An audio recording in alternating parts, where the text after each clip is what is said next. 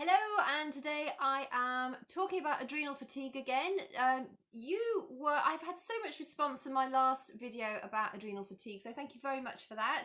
And I'm keen to keep sort of going through this subject in more and more detail because clearly there's so much sort of misinformation and probably just a lack of information out there about adrenal fatigue. Specifically, I think because it's not a recognised medicinal or medical problem. So today I'm talking about adrenal fatigue and salt cravings. So you may have found that you crave salty foods, and often those will come in the form of like pretzels or chips or crisps, that sort of thing, because our body's incredibly clever at when we have a deficiency in something, it actually makes us crave those sorts of things. And it's like pregnant women having cravings. Now, when I was pregnant, in fact, I still do. I still love it now. I love the smell of matches, particularly when they've been lit. And I have always had low iron levels.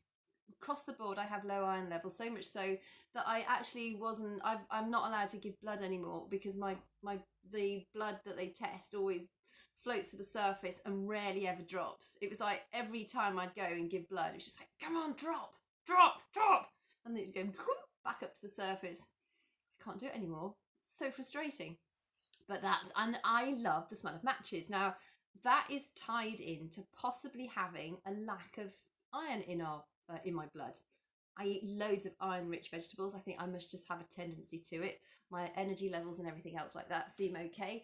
But going back specifically to adrenal fatigue, salt cravings can be an early sign of tired adrenals. Now, I'd be really interested to hear your feedback on this as well, because one way of testing whether you have actually got a salt deficiency or a sodium deficiency in your body, thank you for the hearts, is if you actually add just a small amount of salt, not table salt, because that's been processed. You want natural salt, so either natural sea salt or Himalayan rock salt. I'll go into the different salts at the end of this. Essentially any salt is better than none if you've got a salt or a sodium imbalance in the body. But if you literally add a small amount of salt, let it dissolve into a glass of water, and you can't actually taste the salt in it, that would suggest that you may have a sodium deficiency in your body. Now, adrenal fatigue is different to when our adrenal glands are just getting, we're all under stress, aren't we? I think all of our adrenal glands are probably more under stress than they ideally should be. Fatigue is right at the far end of, your adrenals are on their knees. It's chronic stress. Any type of stress can be nutritional, can be environmental, can be psychological, can be a combination of all of those. They all put stress on our adrenal glands. But the reason that in adrenal fatigue we get this sodium imbalance is because we lose our capacity to create a steroid hormone called aldosterone. And aldosterone in our body is incredibly important for retaining our sodium and water levels. And sodium itself it's so important for our nerve impulses, for our muscle contractions. Within our body, we need sodium. It's vitally important. The problem is a lot of us have too much salt in our diets. Now, the daily recommended average is around about 1,000 milligrams, which is about a teaspoon of salt. I mean, it's nothing really when you think about it. And we are eating way, way, way more than that. And the majority of us are eating way more than that because it's in processed foods that we're shoveling down our throats. So I always say, cut out processed foods. Whether you're in adrenal fatigue or whether you just want optimal health, just ditch the packaged stuff, ditch the processed foods, even if it says healthy on the packet. Food labels, the food manufacturers should be taken to court for the way they mislead the consumers on their food labels. That's another issue. And I have actually done a wellness tips for you Wednesday. I know this is Thursday. Yesterday I couldn't get a signal, so I couldn't do this yesterday. But the majority of the salt that we're eating comes from processed foods and packaged foods, so cut back on those. If you are like me and you cook everything from scratch, I don't really add salt to my diet. I do eat a little bit of cheese, and cheese tends to have salt in it. In fact, today I had a bacon butty. that will have had some kind of curing to it, because it wasn't smoked, it was unsmoked, but it was cured, so that will have had some salt in it. I add a tiny amount of salt to my bread when I make my bread, but I don't eat an awful lot of salt. I obviously have sufficient because I don't get cramps and things like that. But if you're getting muscle cramping, if you're feeling nauseous, if you get headaches, if you get lethargy, those can all be down to sodium imbalances. Of course, they are also tied to other aspects of adrenal fatigue, but it might just be that salt is the issue. So I just want to sort of put this into some kind of perspective, because also it's really important to recognize the relationship between sodium and potassium. Now, in our bodies, we have something called the sodium potassium pump. And I'm not going to go into that in any great detail because it's actually not that necessary to understand how it works. However, it helps move sodium and potassium through the cells and into the bloodstream. Now, we tend as a whole to eat not enough potassium, and we tend as a whole to eat way too much sodium. So for normal healthy people, if they, in fact, there's been loads of research recently over the last few years which has proven that for people that maintain reasonably, normal to moderately high salt intake, but increase their potassium intake to where it should be, their blood pressure comes down. So it suggests, that relationship is incredibly important between sodium and potassium. And if you struggle with high blood pressure, you might actually need to really increase the intake of your your veggies or high potassium foods. Those also include things like dairy products, salmon, avocados. By the way, bananas, you'd need to eat about 11 of those to get sufficient potassium in your daily diet. So be aware, bananas help, but you need to be eating a fair amount of green leafy stuff, or salmon, avocado, white potatoes, white beans, that sort of thing. In fact, I have got a list of foods, the top 10 foods for potassium. If you want that, let me know and I'll send that through to you. So it might be that your potassium levels are too low and that your sodium levels are not too bad. On the extremes of the scale, so they've been doing this research, which I think is absolutely fascinating.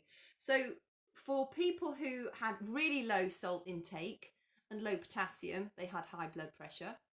And for those with really high salt intake and low potassium, they had high blood pressure. But those that had a sort of moderate or even slightly high salt intake, but with the right amount of potassium, their blood pressure was the lowest of them all. Go figure. There's a lot written about it. Go and Google it if you want to learn more about it. I think it's fascinating, and actually it seems to make an awful lot of sense. People always label salt as the baddie. It's not. Too much of anything is bad for us, but try upping your potassium. That will probably make a massive difference. Thank you for the heart. And so I think, the most important thing to remember with this in adrenal fatigue, because your aldosterone is low, you're not hanging on to the amount of salt that you need to be hanging on to. And in that instance, if you are somebody who eats a lot of greens already, so you're up, you're eating your 4,700 milligrams of potassium every day, you might be better off just backing down a little bit on the sort of potassium enriched foods and upping your sodium just a tiny amount, and see how that makes you feel. And what I would suggest with that is track it. Have a little bit more salt, see how you feel, reduce the greens a bit. And I feel really odd to say reduce your greens because hardly anybody eats enough greens or potassium. But if you're one of those few people and you've got adrenal fatigue, just back off your greens a little bit, or back off on your potassium rich foods.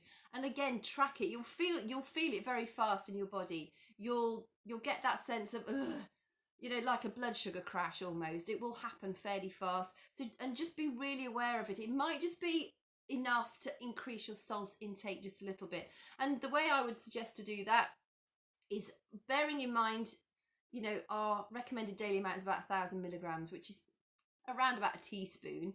Maybe just add maybe quarter of a teaspoon in water 2 to 4 times a day, and maybe have a little bit of extra salt on your evening meal, and see how you feel with that. And if you're feeling better, it might well be that your sodium levels were too low because the aldosterone is too low when we've got adrenal fatigue. And as well of, you know, following normal lifestyle advice, allow yourself to sleep, give yourself a big load of grace, be kind to yourself while you're in this phase.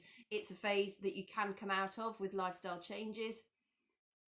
Entirely you can get beyond this. Even if you feel like you're in the depths of despair and lethargy right now, it is something that you can improve, but you've got to allow your body to heal, and specifically allow your adrenal glands to heal. And that means ditching toxic people. They can be such a drain on your energy. Getting rid of processed food, avoiding things like caffeine and alcohol, as tempting as it is, specifically when you're feeling so lethargic, you're so stressed, you're so down in the dumps, to reach for that big glass of wine in the afternoon. I know I feel like it too on occasions, most days, if I'm being completely honest, even though I am still teetotal at the moment. I can't believe it. I'm on my 7th week. It's just like, wow. Alcohol and caffeine will not help your body at all. Also, avoid things like, now you might think, okay, well, I'll drink electrolyte drinks. No, because they tend to be really high in potassium and they're not high in salt. So if you've got that salt imbalance, you want to avoid sports drinks and electrolyte drinks, specifically for that reason. So it might be a matter of backing off on potassium rich foods and improving your sodium. Now, just briefly on salt. So you've got things like table salt, which has been processed. It also has calking agents in it. Table salt, just don't bother, because you've got either natural sea salt, and you've got obviously Himalayan rock salt. Now, natural sea salt has just come from our sea. It's followed a natural evaporation process. There are a few articles out there that say because our seas now are full of microbeads, you know, tiny microplastics, and with sort of rising levels of heavy metals in our oceans, that you may get some trace element of that in your sea salt. I suppose that's a fair point. I actually drink our local sea salt, eat our local sea salt, Malden sea salt, 'cause I'm in Suffolk. However, we have got a nuclear plant. I mean, not close to here, but it's not too far away. So I might go and see if it glows in the dark. But I tend to normally just eat Himalayan rock salt, or use Himalayan rock salt. It comes from one area in Pakistan. I'm not sure how to pronounce it. Something like Keramine in Pakistan. It's deep in the Himalayas. It's from the old primal ocean, apparently, which has since evaporated, and it's got all 84 trace minerals in it that it's supposed to have. And yes, you will pay a bit more for it. It does look pretty. It's pink, and it's supposed to be better for you. It probably is better for you, and it's also it's hand mined. So, you know, there's little to no processing that goes on with it. So that's what I would recommend that you use if you're going to use any, out of those 3 salts. But just avoid table salt, because it has been processed, so all the goodness has gone out of it. And, you know, it does have proper salt has trace minerals in it that's incredibly beneficial for us. So this is a bit, you know, it's a bit shorter today. My last one seemed to go on forever and ever, but I just wanted to sort of go over the main signs of adrenal fatigue. I'm going to focus on a few more aspects of adrenal fatigue in upcoming Wellness Tips for You Wednesdays, or Wellness Delayed Thursdays, as it happens to be today.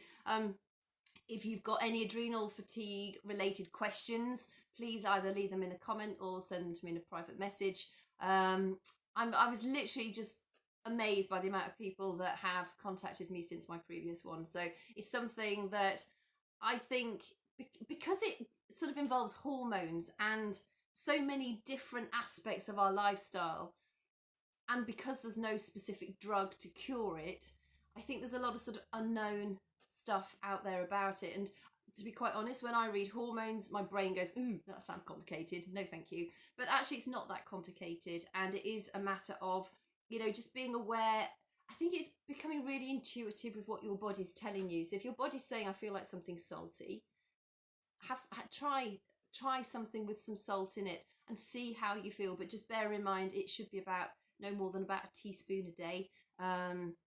And maybe drop down your potassium rich foods. just until you start to get your energy levels back up again, in which case start to increase your green veggies, because it's not just potassium they contain a whole host of really life-giving vitamins and minerals and fiber, and you know, all the shiz that's supposed to be really good for us. So thank you so much for joining me, and again, please message me if you've got something that you'd like me to discuss in a future Wellness Tips for You Wednesday, and have a great rest of your day. Speak to you soon.